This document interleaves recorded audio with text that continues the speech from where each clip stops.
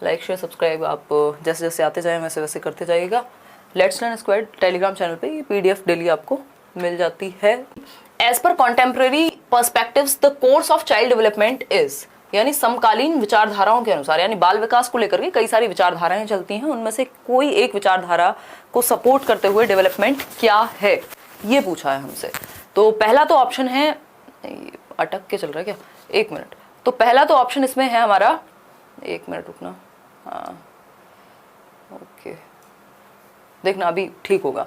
पहला ऑप्शन है uniform across children and specific milestones are definitely achieved by all children they reach a certain age, यानी ओहो कुछ internet का पंगा, कोई बात नहीं, थोड़ा बहुत चलने वो अपने आप ठीक हो जाएगा, या तो कोई लैग है। हाँ देखिए, अगर हम बात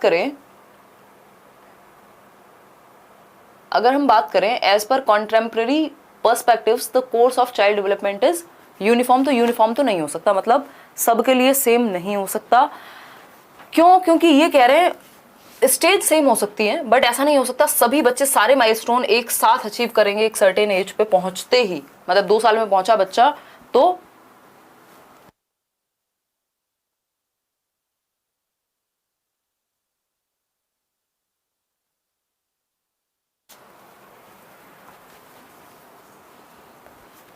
ऐसा नहीं हो सकता कि मान लो 2 साल में बच्चा पहुंचा तो सारे बच्चे जैसे ही 2 साल में पहुंचेंगे वो बोलना शुरू कर देंगे, 200 वर्ड की वोकैबुलरी सबकी हो जाएगी तुरंत। थोड़ा बहुत आगे पीछे चल सकते हैं, आगे बढ़ेंगे। Multi directional since children grow up in varying context, ये बात सही है कि डेवलपमेंट क्या है, मल्टी डायरेक्शनल है, मल्टीपल डायरेक्शंस में होता है, बहुआयामी है। अगर हम बात करें कई सारे इसके आयाम हैं, चाहे वो फिजिकल हो, कॉग्निटिव हो, सोशल हो, इमोशनल हो, मतलब कई सारे आयाम हैं किसके, डेवलपमेंट के। तो हम ये कह सकते हैं कि मल्टी डायमेंशनल है। ऐसा नहीं होता कि सिर्फ शारीरिक विकास हो रहा है तो शारीरिक विकास ही होगा, सामाजिक रुक गया, या अगर हम बात करें इमोशनल रुक गया, कॉग्निटिव रुक गया, सब आपस में जुड़ करके चलते हैं। मल्टीपल एस्पेक्ट्स हैं इसके। कंप्लीटली अनप्रिडिक्टेबल, देखो कुछ हद तक प्रिडिक्टेबल होता है, ऐसा नहीं है कि कंप्लीटली अनप्रिडिक्टेबल है या यूनी डायरेक्शनल है। यूनी डायरेक्शनल ना होकर के, यूनी डायरेक्शनल का मतलब हो गया सिंगल डायरेक्शन में, जबकि यूनी की जगह हमेशा मल्टी डायरेक्शनल होगा, ठीक है। फिर आता है D option, determined solely by hereditary information received from parents, कि सिर्फ हेरिडिटी से ही डिसाइड होगा, जबकि डेवलपमेंट क्या है, प्रोडक्ट है हेरिडिटी और एनवायरमेंट बोथ, दोनों का, ठीक है। पूरे चाइल्ड डेवलपमेंट में ऐसा कुछ नहीं है कि सिंगल एक एंटिटी से काम चल जाए। किसी क्षेत्र में हेरिडिटी ज्यादा प्रभावशाली होती है, किसी में आपका एनवायरमेंट ज्यादा प्रभावशाली होता है। देखिएगा एक बार क्वेश्चन नंबर 2 देखिए। Dash principle of development states that development of motor skills start from centre of the body and proceeds towards the extremities, यानी शुरुआत कहां से होती है मोटर स्किल्स के डेवलपमेंट की, यानी अगर हम बात कर रहे हैं गामक कौशलों के आरंभ कहां से होगा, मतलब दौड़ना, भागना, उछलना, कूदना, शुरुआत कहां से हो रही है, सेंटर ऑफ द बॉडी से, यानी केंद्र से, और किधर जा रहे हैं, एक्सट्रीमिटीज की तरफ जा रहे हैं। एक्सट्रीमिटीज क्या है, सीमाएं। सीमाएं क्या है, ये उंगलियों के बिल्कुल या पैरों की, जो भी आपके शरीर की सीमाएं हैं, सेंटर से यानी केंद्र से, चाहे वो हार्ट हो, चाहे वो बैकबोन हो आपकी, है ना, वहां से बाहर की ओर। तो हम बहुत अच्छे से जानते हैं सेंटर टू पेरिफेरी क्या है, सेंटर टू पेरिफेरी है प्रॉक्सिमो डिस्टल, यानी अधोगामी, जो कि 63% लोग आंसर दे भी रहे हैं। ये तो इतना फ्री का नंबर है, बचपन से जब से सीटेट पैदा हुआ है तब से इस तरह के क्वेश्चंस आते हैं। लगभग हर पेपर में एक क्वेश्चन सेफेलोकॉर्डल और प्रॉक्सिमो डिस्टल से आता ही है, ठीक। सेफेलोकॉर्डल क्या, सेफेल से याद रखना है खोपड़ी, है ना, शीर्ष मतलब सर, ठीक, हिंदी वाले शीर्ष से याद रख लेंगे, सर से पैर तक, हेड टू टो, कि बच्चा पहले अपना सर संभालना सीखेगा, फिर गर्दन, फिर टॉर्सो, उसके बाद लेग्स वगैरह पे उसका कंट्रोल आएगा, मतलब सर से पैर तक, पैर के अंगूठे तक, हेड टू टो, ठीक। ये हुआ सेफेलोकॉर्डल। प्रॉक्सिमो डिस्टल है सेंटर टू पेरिफेरी। सेफेलोकॉर्डल को लॉन्गिट्यूडिनल भी कह देते हैं, ठीक है जी। सेंटर टू पेरिफेरी हम समझ रहे हैं, या सेंटर टू एक्सट्रीमिटीज, मतलब हमारा पूरे पहले आर्म्स पे कंट्रोल है, फिर हैंड्स पे है, फिर फिंगर्स पे है, ये क्या है, ये प्रॉक्सिमो डिस्टल है। तो C option is the right answer. Specificity और स्पाइरल यहाँ पे बनेगा नहीं बात। क्वेश्चन नंबर 3 देखिएगा एक बार और जवाब दीजिएगा पोल में।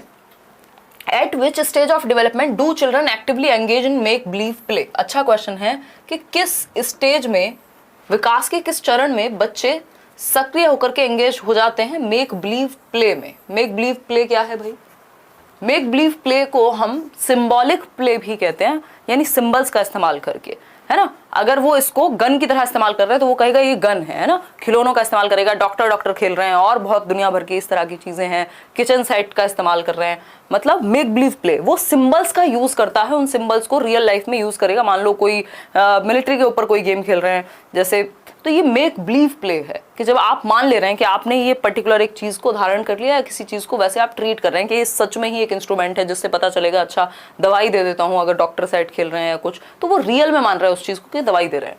ठीक, तो अगर इस चीज को देखें तो मेक बिलीव प्ले कब आता है, आप लोग 59% आंसर सही है, अर्ली चाइल्डहुड। थोड़ा सा फैक्चुअल क्वेश्चन है ना। अर्ली चाइल्डहुड 2 से 6 वर्ष में, इसी का नाम सिंबॉलिक प्ले है। पियाजे के अनुसार भी सिंबॉलिक स्टेज आपकी प्री ऑपरेशनल यानी 2 से 6 वर्ष ही है सिंबॉलिक प्ले। ठीक, प्रारंभिक बाल्यावस्था, प्रारंभिक बाल्यावस्था और बहुत सारी चीजों के लिए महत्वपूर्ण है, जैसे सेंसिटिव पीरियड है लैंग्वेज डेवलपमेंट के लिए, फास्टेस्ट पीरियड है लैंग्वेज डेवलपमेंट के लिए, यानी सबसे तेजी से भाषा विकास या संवेदनशील काल है भाषा विकास के लिए। अगर मैं बात करूं सोशलाइजेशन के लिए बहुत इंपॉर्टेंट पीरियड है, फिजिकल डेवलपमेंट बहुत तेजी से होता है, हर तरह से डेवलपमेंट के लिहाज से बहुत ही इंपॉर्टेंट पीरियड है अर्ली चाइल्डहुड। क्वेश्चन नंबर 4 देखिए, इसको 3 से 6 वर्ष को तो हम यहाँ पे प्ले स्टेज भी कह रहे हैं। ठीक, which of the following are secondary agencies of socialisation, यानी प्राइमरी क्या है हमें पता है परिवार, तो जो प्राइमरी नहीं है उसके अलावा फैमिली क्या हुई, प्राइमरी एजेंट ऑफ सोशलाइजेशन है, यानी प्राथमिक जहां से आप अपने आप की समझ बनाते हैं। सबसे पहले फैमिली क्या मिनिएचर वर्जन है, छोटा रूप है समाज का, और सोशलाइजेशन समाज में जो चल रहा है वो सबसे पहले हम कहाँ सीख रहे हैं, परिवार से सीख रहे हैं। ठीक, तो प्राइमरी सोशलाइजेशन हमेशा परिवार, फैमिली कभी भी सेकेंडरी नहीं हो सकती। तो हमें पता है सेकेंडरी एजेंसी पूछी है तो फैमिली तो आएगा नहीं, मीडिया बिल्कुल सेकेंडरी हो सकता है, रिलीजियस इंस्टीट्यूशन सेकेंडरी हो सकते हैं, स्कूल सेकेंडरी होता ही है ना। स्कूल में तो कभी कोई कंफ्यूजन है ही नहीं, बाकी चीजें इधर उधर हो सकती हैं, कभी भी स्कूल इधर उधर नहीं मिलेगा आपको। स्कूल हमेशा सेकेंडरी और फैमिली हमेशा प्राइमरी। अगर ये 2 चीजें बताएं तो आप सही उत्तर तक पहुंच जाएंगे। तो 42% लोग आंसर दे रहे हैं सी। सी में क्या है, ऐसा क्या दिख गया आपको, सेकंड थर्ड और फोर्थ, सेकंड थर्ड और फोर्थ, हाँ मतलब सेम ही है, तो ये मिस टाइप हुआ होगा है ना। सेकंड थर्ड फोर्थ बात सही है, दोनों सही है, ए और सी जितने भी लोग आंसर कर रहे हैं दोनों सही है, डोंट वरी। ठीक है जी, तो कुल मिला के 66% लोग आंसर सही कर रहे हैं। आगे बढ़ते हैं क्वेश्चन नंबर 5 पर। अच्छा क्वेश्चन है ये, बहुत बार हमने पियाजे पढ़ते समय किया है, बस थोड़ा जवाब ध्यान से देना है क्योंकि इसमें गलती होने की संभावना मुझे लगता है कि बहुत है। इस क्वेश्चन में पढ़ लीजिए पहले और पोल में जवाब दीजिए।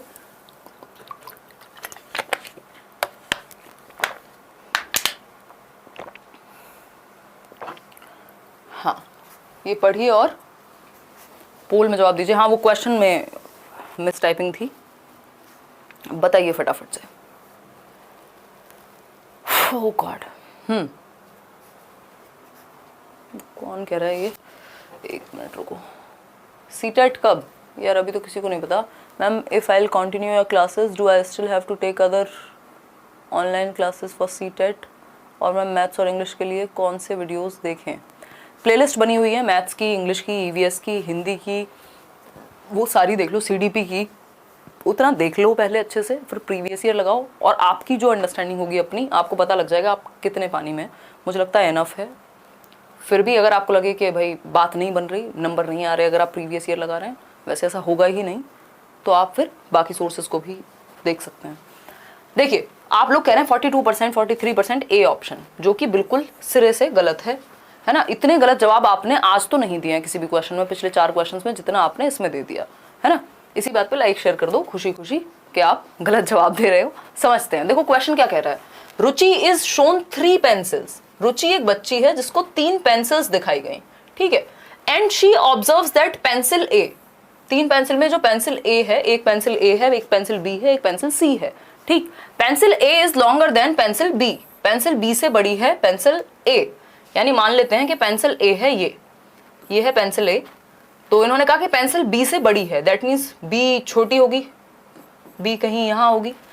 And pencil B is longer than pencil C, और पेंसिल बी बड़ी है किससे, पेंसिल सी से, दैट मीन्स पेंसिल सी छोटी हो गई, ठीक।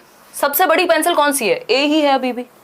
ये क्वेश्चन या इस तरह से मैंने पता नहीं कितनी बार डिस्कस किया है जब भी हम पियाजे के स्टेजेस करते आए हैं कि A is greater than B and B is greater than C, तो हु इज द ग्रेटेस्ट या टॉलेस्ट, तो हम कहेंगे A is greater than B and C both. मतलब अगर A बड़ा है B से और B बड़ा है C से तो सबसे बड़ा कौन है? तो A, क्योंकि वो B से भी बड़ा है और B ऑलरेडी C से भी बड़ा है, that means A is greater than B and C। ये ट्रांजिटिविटी का क्वेश्चन है ना, इसको ट्रांजिटिव थॉट कहते हैं, ठीक है, इसको सकर्मक अनुमान कहते हैं कि आपने कुछ हद तक रीजनिंग लगाई है। और कब आती है ये? कॉन्क्रीट ऑपरेशनल स्टेज में आती है, ठीक है। और ट्रांसडक्टिव क्या थी? वो ट्रांसडक्टिव वो थी कि जब बच्चों को लगता है कि वो फॉल्स रीजनिंग लगाता है कि अच्छा मेरी बॉल गोल है, मून भी गोल है या राउंड शेप में है, तो मेरी बॉल जो है वो मून के ही जैसी है, मून से भी मैं खेल सकता हूँ क्योंकि ये मेरी बॉल है, तो वो ट्रांसडक्टिव है, वो फॉल्स रीजनिंग है। लेकिन ट्रांजिटिविटी कहाँ थी? कॉन्क्रीट ऑपरेशनल में 7 से 11 में, और ये प्रॉपर रीजनिंग का काम करेगी, ठीक है। तो ये एग्जाम्पल हम हमेशा ध्यान रखेंगे। सही उत्तर इसका सी था, जो सिर्फ 17% लोगों ने दिया है। ये बहुत ही दुख की बात है। जो प्याजे, वाइगॉस्की और कोहलबर्ग की वीडियो बनाई हुई है लेट्स लर्न पे, आई थिंक 3-4 मिलियन लोग देख भी चुके हैं, आप भी देख लीजिए, ऐसे क्वेश्चंस गलत आपके फिर नहीं होंगे, ठीक है। चलिए आगे बढ़ते हैं। हाइपोथेटिकल डिडक्टिव रीजनिंग तो वो तो नेक्स्ट लेवल चीज़ हो जाती है, उसमें एब्स्ट्रैक्ट की बात जरूर करेगा आपसे अगर कभी क्वेश्चन आएगा। कंजर्वेशन अलग है कि शेप और साइज चेंज होने पे वॉल्यूम सेम रहता है। सीरिएशन तो सिंपल है, सीरिएशन में आप क्यों परेशान हो रहे हैं? सीरिएशन तो सिंपल है। सीरिएशन क्या है कि मान लो 1 2 3 4 5, मान लो ये इधर उधर पड़े हुए हों, 5 यहाँ हो 4 यहाँ हो, तो आपको सीरीज में लगाना है, असेंडिंग या डिसेंडिंग ऑर्डर। तो ऐसा तो हुआ नहीं है, यहाँ तो रीजनिंग लगी है कि कौन सा बड़ा है सबसे, तो सी ऑप्शन था सही उत्तर। क्वेश्चन नंबर 6 देखिएगा एक बार। According to Jean Piaget's theory of cognitive development, children in the concrete operational stage are capable of, यानी जीन पियाजे के मूर्त संक्रियात्मक विकास के सिद्धांत स्टेज में, चरण में कौन सी एक विशेषता पाई जाएगी? तो ज्यादातर लोग सी आंसर कर रहे हैं, पहले से ही आज पोल दे दिया इस क्वेश्चन का है सर। तो कोई बात नहीं, एक बार सही उत्तर देने की कोशिश करो। गलत दे रहे हैं अगर आप एब्स्ट्रैक्ट रीजनिंग दे रहे हैं तो कॉन्क्रीट में एब्स्ट्रैक्ट आ ही नहीं सकता, ये बात ध्यान रखिएगा। जहां कॉन्क्रीट लिखा हुआ है वहां एब्स्ट्रैक्ट नहीं आ सकता, क्योंकि ये दोनों ऑपोजिट बातें हैं। कॉन्क्रीट क्या है? जिन चीज़ों को हम टच और फील कर सकें। एब्स्ट्रैक्ट क्या है? जो हमारे दिमाग में है ना, जिनको टच और फील कर पाना संभव नहीं है, एटलीस्ट टच कर पाना तो संभव नहीं है, चाहे वो ऑनेस्टी हो, लव हो, इस तरह की चीज़ें। और भी बहुत सारे ऐसे कॉन्सेप्ट हो सकते हैं, फिजिक्स के, केमिस्ट्री के, या और 70 तरह के कॉन्सेप्ट, इवन इकोनॉमिक्स, ठीक। देखिएगा एक बार, अगर हम बात करें तो 35% लोग क्या कह रहे हैं? C option. कितने दुख की बात है, कॉन्क्रीट ऑपरेशनल में आज तक अमूर्त चिंतन नहीं आया है ना। कल को आप पियाजे की स्टेजेस चेंज करा दें तो आ सकता है, ठीक। देखो अमूर्त तो कब आएगा? अमूर्त का तो नाम ही फॉर्मल ऑपरेशनल में आता है 11 साल के बाद, है ना, उससे पहले अमूर्त नहीं आ सकता। रिवर्सिबिलिटी बिल्कुल आ जाती है ना, रिवर्सिबिलिटी आ जाती है, ठीक, क्योंकि कंजर्वेशन आएगा, दैट मीन्स रिवर्सिबिलिटी आ चुकी होगी। हाइपोथेटिकल डिडक्टिव रीजनिंग भी फॉर्मल में आता है, आप कैसे भूल जाते हैं? ये भी एब्स्ट्रैक्ट थिंकिंग इसके लिए भी चाहिए, ठीक। प्रपोजिशनल रीजनिंग ये भी, ठीक है। वैसे इस क्वेश्चन पे फ्री का नंबर मिला है क्योंकि उन्होंने कुछ गड़बड़ की थी इसको लिखने में, ठीक है। इसको लिखने में गड़बड़ क्या थी कि उन्होंने ऑपरेशनल लिख दिया इसको इंग्लिश में, सिर्फ कॉन्क्रीट नहीं। और कुछ हद तक प्रपोजिशनल रीजनिंग यहाँ भी आ जाती है, बट प्रॉपर जो है वो फिर फॉर्मल में आएगी। तो इसलिए ये जो दोनों ऑप्शन इन्होंने दिए हैं वो एक दूसरे को क्लैश करते हैं। आगे बढ़ेंगे तो इसमें फ्री नंबर मिला है सबको, बट इसका जो बेहतर उत्तर है वो ए है। Which of the following stage is not proposed by Lawrence Kohlberg in his theory of moral reasoning? आज के क्वेश्चन कंपैरेटिवली मुझे इजी लग रहे हैं, कुछ क्वेश्चंस को छोड़ दें तो, है ना। लॉरेंस कोहलबर्ग के मॉरल डेवलपमेंट में कौन सा एक स्टेज नहीं है, या कौन सी एक स्टेज नहीं है? कन्वेंशनल नहीं है, अनकन्वेंशनल नहीं है, पोस्ट कन्वेंशनल या प्री कन्वेंशनल। तो हमें पता है लॉरेंस कोहलबर्ग जो हैं, आप लोग भी बताएंगे अभी, एक बार मैं पोल का इंतजार करूंगी कितने लोग सही जवाब दे रहे हैं। बी बिल्कुल, चलो इसमें 91%, बहुत ही बढ़िया, क्योंकि कन्वेंशनल भी है, पोस्ट कन्वेंशनल। देखो प्री कन्वेंशनल पहला, फिर प्री के बाद कन्वेंशनल, प्री पूर्व पारंपरिक, फिर पारंपरिक, देन उत्तर पारंपरिक। लेकिन अनकन्वेंशनल जैसा या अपारंपरिक जैसा कुछ है नहीं, ठीक है। तो B option is the right answer, क्योंकि यही गलत है इसलिए गलत ही सही है। क्वेश्चन नंबर 8 देखिएगा एक बार। क्वेश्चन नंबर 8 है, a teacher wants to design the teaching learning process, यानी एक टीचर है जो टीचिंग लर्निंग प्रोसेस को डिजाइन करना चाहती हैं, किसके अनुसार? लेव वाइगॉस्की के अनुसार। क्लासरूम में वो चाहती हैं कि टीचिंग लर्निंग प्रोसेस हो उनके सोशल कंस्ट्रक्टिविज्म यानी सामाजिक रचनावाद के सिद्धांतों के आधार पे वो अपने लेसन प्लान को प्लान करना चाहती हैं, ठीक है। तो विच of the following should she avoid, किस चीज को उन्हें अवॉइड करना चाहिए, बताइए।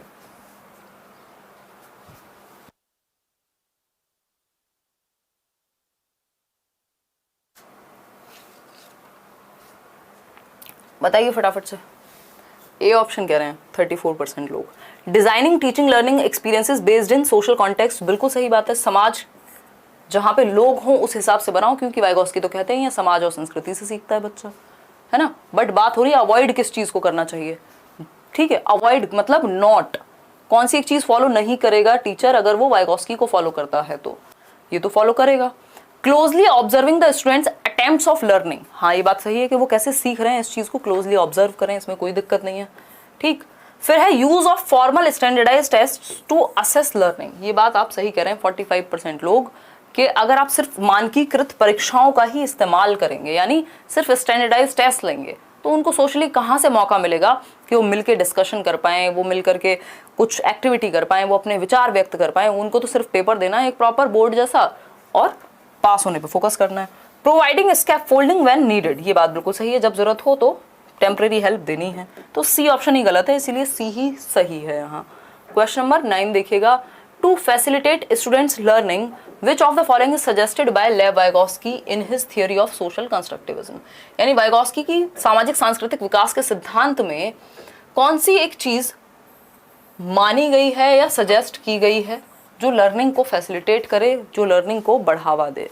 Peer collaboration, non interference, focus on rote memorization, रटने पे वाइगोस्की कभी भी फोकस नहीं कर सकते, या जिस भी व्यक्ति के नाम के आगे कंस्ट्रक्टिविस्ट लिखा हो वो कंस्ट्रक्शन पे, वो एक्टिविटी पे फोकस करेगा, ना कि रटने पे, ठीक है। नॉन इंटरफेरेंस का मतलब हो गया कल्चरल टूल्स में इंपॉर्टेंस ही नहीं देनी है, कल्चरल टूल्स को अलग रखना है, उनको इंटरफियर ही नहीं करने देना, तो ये भी गलत हो गया। ये बात बिल्कुल सही है, बच्चा ग्रुप में सीखेगा, जहां वाइगोस्की मिले तो ग्रुप सोच के ढूंढो, पीयर यानी सहकर्मी या सहपाठियों के साथ सीखेगा ग्रुप में, ये बात बिल्कुल सही है। पीयर कोलैबोरेशन की बात करते हैं। कॉन्टेक्चुअलाइज्ड बात होगी, डी कॉन्टेक्चुअलाइज्ड तो नेगेटिव है, बच्चे के हित में नहीं है, मैंने आपको कल परसों भी आपके साथ डिस्कस किया था। तो A option is the only right answer over here.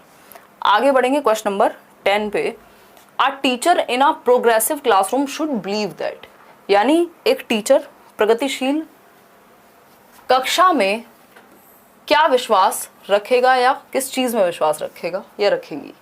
पहला ऑप्शन है class should always be in strict control. या प्रोग्रेसिव क्लासरूम जो है, एक प्रगतिशील शिक्षा का मतलब क्या है, आगे बढ़ता हुआ। दैट मीन्स जहां पे चाइल्ड सेंटर्ड बात हो रही हो, जहां लर्निंग बाय डूइंग की बात हो रही है, जॉन डुई भी बात करते हैं इसकी, तो ऐसा नहीं हो सकता कि सिर्फ टीचर के हाथ में स्ट्रिक्ट कंट्रोल हो। हिटलर थोड़ी चाहिए। Learning takes place only in the classroom, ये सबसे गलत बात है कि सीखने की एकमात्र जगह क्लासरूम है, बच्चा हर जगह से सीख सकता है। Learners bring a rich variety of experiences with them in the classroom, यानी बच्चे जो हैं वो विविध प्रकार के समृद्ध अनुभव लेकर के क्लासरूम में आते हैं, वो ब्लैंक स्लेट नहीं है, वो ऑलरेडी कुछ एक्सपीरियंसेस लेके स्कूल में या क्लास में आए हैं, ये बात सही है। Learners learn most meaningfully only through drill and practice, यानी बार बार रट्टे लगवाओ और बार बार प्रैक्टिस कराओ, 2 1 जा 2 2 2 जा 4, तो उससे बहुत मीनिंगफुल लर्निंग हो जाएगी। ऐसा तो नहीं होता, बस आप रट लेते हैं, आपको पता नहीं होता कहाँ से चीजें आई हैं। तो C option is the only right answer, क्योंकि ये बच्चे के भले की बात कर रहा है कि हर तरह के एक्सपीरियंसेस या बहुत तरह के एक्सपीरियंसेस, समृद्ध अनुभव लेके बच्चा आता है स्कूल में, ऐसा नहीं है कि वो ब्लैंक स्लेट है, तो उसके अनुसार फिर चीजें डिजाइन होनी चाहिए। आगे बढ़ेंगे क्वेश्चन नंबर 10 पे। विच of the following theorist dismissed that intelligence is unitary, यानी इंटेलिजेंस जो है एक सिंगल एंटिटी नहीं है, यूनिटरी का मतलब है सिंगल, ठीक है, कि इंटेलिजेंस कोई सिंगल एंटिटी या सिंगल फैक्टर नहीं है, बल्कि and proposed that there exist several distinct independent intelligences, यानी बुद्धि के कई स्वतंत्र प्रकार एग्जिस्ट करते हैं। तो कई प्रकार की जब बात आती है तो एक ही नाम सामने आएगा, जो कि आप लोग कह भी रहे हैं, भाई जीन पियाजे की तो यहाँ पे इंटेलिजेंस की बात नहीं हो रही, लेव वाइगोस्की ने नहीं की, कोहलबर्ग ने की ही नहीं है, व्यक्ति ही एक बचे, हावर्ड गार्डनर, और यही है जो सेवरल काइंड ऑफ इंटेलिजेंस की बात करते हैं, 8 प्रकार की बुद्धि की बात करते हैं। यूनिटरी की बात कौन करता था? यूनिटरी की बात एल्फ्रेड बिने करते थे, सिंगल फैक्टर थियरी है उनकी, या यूनिटरी थियरी ऑफ इंटेलिजेंस है, जिसको बाद में बहुत क्रिटिसाइज किया गया, क्योंकि बुद्धि कोई एक फैक्टर नहीं हो सकती कि यदि कोई व्यक्ति रीजनिंग में अच्छा है तो वो मैथ्स में भी अच्छा होगा, वो म्यूजिक में भी अच्छा होगा, वो हर चीज़ में अच्छा होगा, ऐसा पॉसिबिलिटी नहीं है इस बात की। क्वेश्चन नंबर 12 देखिए एक बार। Rohan's response on receiving a toy doll, यानी रोहन एक बच्चा है, नाम से पता लगता है कि भाई बॉय होगा, ठीक। उसका रिस्पॉन्स क्या है, एक डॉल मिलने में, खिलौनों के रूप में उसको एक डॉल दी गई, एक गुड़िया दी गई। I don't like this toy because boys do not play with dolls, this is an example of. तो रोहन कहता है कि मेरे को ये डॉल पसंद नहीं है क्योंकि लड़के जो हैं वो डॉल से नहीं खेलते हैं या नहीं खेल सकते हैं, ठीक है। बहुत ही जनरल सी बात है। आप किसी बच्चे को या बॉय को, जो लड़का है, उसको किचन सेट देके देखो, बहुत हद तक चांसेस हैं कि ये रिस्पॉन्स आए कि ये तो लड़कियों का है। क्या है ये? स्टीरियोटाइपिंग है, सिंपल है ना। ऐसा कहाँ लिखा है कि नहीं खेल सकते हैं, हो सकता है उन्हें भी पसंद आ जाए, क्या दिक्कत है ना भाई। जब लड़कियां बंदूक से खेल सकते हैं, लड़के भी डॉल से खेल सकते हैं।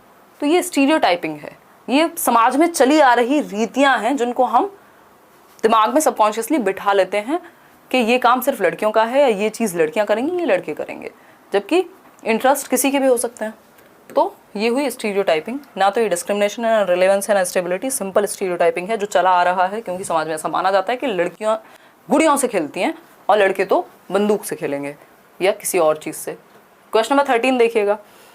A teacher facilitates and support her students to work on multiple drafts for an essay over a period of 1 month। यानी एक टीचर हैं जो अपने क्लास के बच्चों को सपोर्ट करती हैं मल्टीपल ड्राफ्ट बनाने के लिए, एक एस्से के ऊपर, मतलब एक एस्से लिखना है, उसके मल्टीपल ड्राफ्ट्स तैयार किए जा रहे हैं 1 महीने के पीरियड के दौरान। If she consider all the drafts of each student as well as the process of working on the same, what kind of assessment is she using. यानी ये जो ड्राफ्ट्स उन्होंने बनवाए हैं वो हर एक बच्चे के ड्राफ्ट को कंसिडर करती हैं और देखती हैं कि कैसे, किस प्रोसेस से उन्होंने इसको बनाया है। दैट मीन्स वो कोई एक्टिविटी करा रही हैं, सिर्फ पेन पेपर टेस्ट नहीं ले रही हैं। तो आप लोग सही उत्तर दे रहे हैं, फॉर्मेटिव यानी रचनात्मक आकलन है, ठीक है। 1 महीने के दौरान, शॉर्ट टर्म है। और दूसरा फीडबैक मिलेगा। तीसरा क्या है, पेन पेपर टेस्ट नहीं ले रही हैं, एक्टिविटी करा रही हैं, दैट मीन्स फॉर्मेटिव है। अगर पेन पेपर होता तो हम कह देते समेटिव है, ठीक। आगे बढ़ेंगे, क्वेश्चन नंबर 14। बहुत बड़ी पॉपुलेशन के लिए होता तो हम कह देते स्टैंडर्डाइज्ड है। क्वेश्चन नंबर 14 है, in a multilingual classroom a teacher should, यानी एक बहुभाषीय कक्षा में टीचर को क्या करना चाहिए।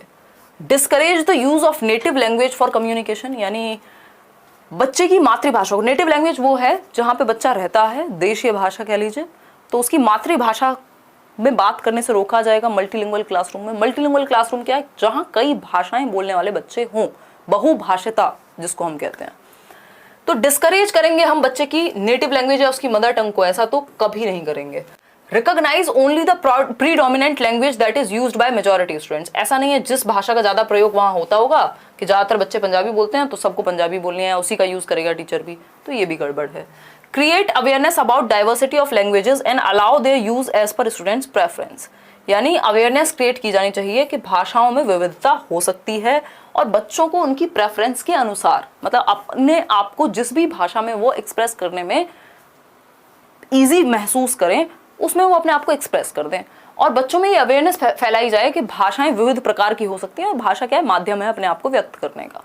तो ये क्या होगा, ये एक पॉजिटिव बात हो जाएगी। मल्टीलिंगुअलिज्म को एक रिसोर्स की तरह, एक संसाधन की तरह लेते हैं, एक रुकावट की तरह नहीं लेते और बच्चों को उसकी भाषा बोलने से नहीं रोकते, ठीक। फिर है discourage the use of languages other than one target language, ऐसा भी नहीं है कि हम सिर्फ टारगेट लैंग्वेज, कोई भी टारगेट लैंग्वेज, यहाँ पे इंग्लिश है, हो सकता है आप हिंदी ले सकते थे, मतलब जिस भाषा को आप सिखाना चाहते हैं सिर्फ उसी का प्रयोग होगा और किसी का नहीं होगा। तो ऐसी बात नहीं है। मल्टीलिंगुअल का मतलब ये है कि मल्टीपल भाषाओं का इस्तेमाल होगा, बहुभाषिता, जो कि एक संसाधन है जहां बच्चे को अवेयर कराना है, आपको जागरूक करना है भाषाओं की विविधता के बारे में, कि हमारे देश में या दुनिया में बहुत सारी भाषाएं बोली जाती हैं, बहुत सारे लोग अलग अलग भाषा में अपने आप को प्रस्तुत करते हैं, जो कि एक नॉर्मल बात है। तो C option is the right answer. Last question, आज हम सिर्फ 15 कर रहे हैं, जनरली हम 20 करते हैं, कल करेंगे, हो सकता है कल ज़्यादा कर लें, 25 कर लेंगे कल।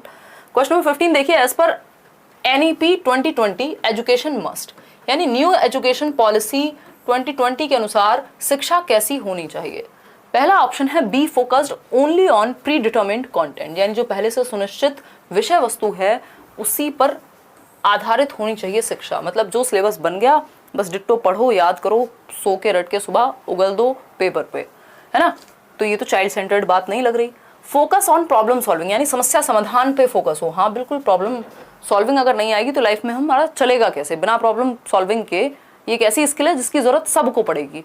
ठीक, फिर है develop critical thinking among learners. ये बात भी सही है कि आलोचनात्मक चिंतन बच्चे के अंदर डेवलप होना चाहिए। दैट मीन्स वो जस्ट मान ना ले किसी की भी बताई हुई बात को, उस पर सोचे कि क्या फैक्ट है, क्या ओपिनियन है, क्या सिर्फ कही जा रही है बात, कितनी उसमें सच्चाई है। मतलब वो हर एक पहलू को देख पाए किसी एक, जैसे कई बार न्यूज़ मिलती है ना, मतलब व्हाट्सएप से मिल गई या कहीं से भी मिल गई, हमने जस्ट मान लिया, दैट मीन्स हमारे अंदर क्रिटिकल थिंकिंग नहीं है। हम उसके सारे पहलू देखना ही नहीं चाह रहे कि ये किस ओरिजिनल वेबसाइट कौन सी है इसकी, कहाँ से डेटा आया है, इसके पीछे क्या हो सकता है, हम सारे पहलू देखते नहीं। दैट मीन्स क्रिटिकल थिंकिंग हमारे अंदर डेवलप नहीं हुई, जो कि होनी चाहिए। Be inquiry driven and discovery oriented, बिल्कुल सही बात है। बच्चों को इंक्वायरी ड्रिवन होना चाहिए और डिस्कवरी ओरिएंटेड होना चाहिए, खोज आधारित होना चाहिए कि वो ओपन रहे नई नई चीज़ों को खोजने के प्रति। तो सेकंड, थर्ड और फोर्थ सही हैं। लेकिन अगर हम बात करें फर्स्ट की, तो वो बच्चे के पक्ष में नहीं है, और जो ऑप्शन बच्चे के पक्ष में नहीं होगा, दुनिया की कोई पॉलिसी आज की डेट में उस चीज़ को सपोर्ट नहीं करेगी। सारी पॉलिसीज चाइल्ड सेंटर्ड बनती हैं, बच्चे को केंद्र में रख करके बनती हैं। तो जो पॉलिसी बच्चे के भले की बात नहीं कर रही, वो सही उत्तर हो ही नहीं सकता। तो बाकी के तीनों सही हैं, उनको हम हटा नहीं सकते क्योंकि नेगेटिव नहीं है। अच्छा, यहाँ ऑप्शंस में गड़बड़ है। देखो फर्स्ट तो आएगा नहीं, बाकी तीनों में फर्स्ट गिवन है, यहाँ पे फर्स्ट नहीं आएगा, सेकंड, थर्ड और फोर्थ आएगा। यहाँ पे हिंदी में ठीक कर लेना, फर्स्ट ही है इसका सही आंसर, है ना। A option 62%। ठीक है जी, आउट ऑफ 15 कितने ठीक हुए ये बता दीजिए।